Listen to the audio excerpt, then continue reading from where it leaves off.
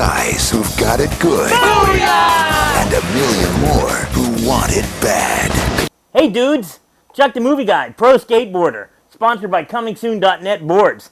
Here to tell you about this new movie called Grind from Warner Brothers. Had a chance to sit down with the co-stars, Mike Vogel and Jennifer Morrison. We had some rad conversations. Check it out. This is a buddy picture with some friends. What, you have any crazy friends like this in real life? Oh, yeah. Yeah. I mean, and the funny part is that all these guys are now our friends. Are now our friends, and that's who they are in real life. Oh, don't even tell me they're exactly like their characters. Oh my gosh. Vince Viloff. This is. I guess someone asked us what a normal day was like on set when the cameras weren't rolling. We were doing an interview for the. We did just the did Donna's video because they're on our soundtrack. Okay. And Vince thought it would be really funny to get on a skateboard, which he can't do to begin with, right, and skate through the interview. As he comes through. They've just asked the question, you have to remember. They've just said, so what's it like to have a real day on set? Takes out the sound guy, lights come down. Light falls, everything crashes, we're like, that's it. That's pretty much it. Well, what about have you ever taken a road trip like this? Yeah.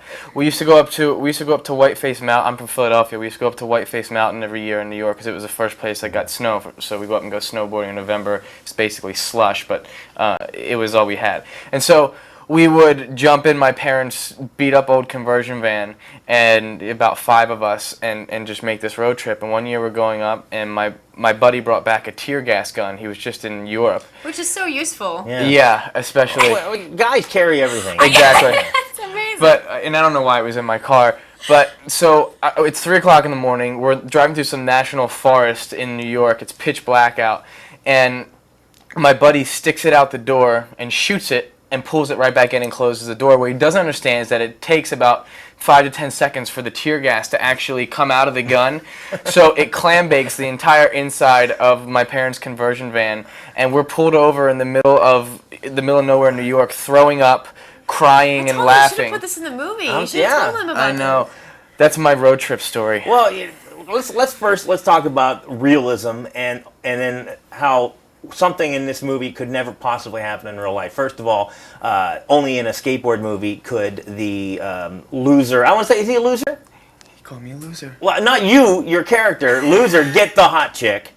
And then... He was a really cute loser, though. That's the problem. I'm like, this could never happen. A hot chick invites guys to go with them, and they think she's a groupie, and then they turn it down. Well, I think...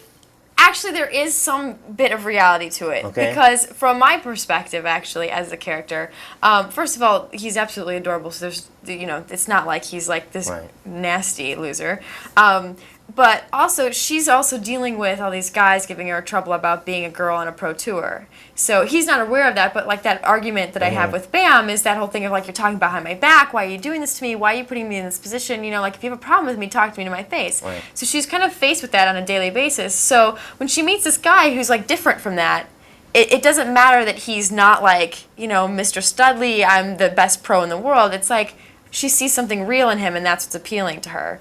And on top of him being really cute. Oh, okay. So that's where I felt like that was really actually very realistic, at least from my standpoint. And then when it comes to them turning us down, I think that's just a really funny commentary on the fact that the other girls stole the van. Yeah. And all that stuff. I seen it. Was the director making a cameo in this movie? Where was she at? Somebody told me she was in the movie. Oh, the director's a guy. Oh, the director's a guy? Okay. But his wife is in the movie. Okay, that's what it was. Okay. Yeah. She's the pregnant one. chick. Okay. Yeah. All right.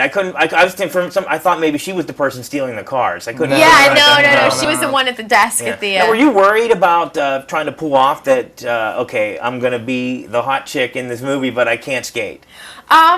No, I'm kind of crazy like that. I get really excited when I'm taking on stuff that I don't know anything about because I totally immerse myself in it and just like do everything I possibly can to become a part of that world. So it was so great because all the pros on set were so helpful. Morgan Stone was incredibly helpful. It was a very quick course in learning how to skate, but I really did learn how to skate. I wasn't grinding rails and doing kick flips. You got it. Thank you. But I was skating comfortably and dropping in on the ramps and all that stuff. So it did get to a point where we could really have the freedom to cut it together well. And Mike, are you ready to be a demigod to skateboard all over the world? They better find another demigod. This movie could not, could not have happened without the pros that we had involved in it. And not only that, if you're making, the big pitfall to making a movie like this is if we tried to take it and, fudge everything. There's no CGI in this movie whatsoever. Everything that's there is real. By having the pros involved that we do, we have Tony Hawk's whole team, the Birdhouse team, everybody's in it. I think we hope more that we're going to bring to light these pros. You know what I mean? Like, if there's anybody that should be idolized coming out of this, it should be Bucky Lasek and Brian Patch and Matt Ball and Brian Sumner and all those guys who did skate for the movie, and Lauren Perkins who skated for me in the movie. 13 years old, her double is. 13. And that's the thing that people look at professional skaters and they have this bad boy image, and which they are. They're kind of the rebels, but they're the most humble, most gentle guys in the world. Bucky. I don't know if they'd want us to say that. The sweetest, most kind. They're awesome though. They're just really down to earth and good people. But along with the whole skateboard world, we were told you're actually quite a skateboarder. Yeah. This is true. I was trying to keep that a secret though. Yeah. That you were. It's not a secret anymore because we found something posted all over the internet. Oh no. Yeah. And it was a little disturbing to me. And we're wondering why you didn't audition for our movie. And after seeing this, we wanted to make sure that in person we invited you to be a part of Grind too. That's right. You found out my secret. The thing was I wanted to do this movie.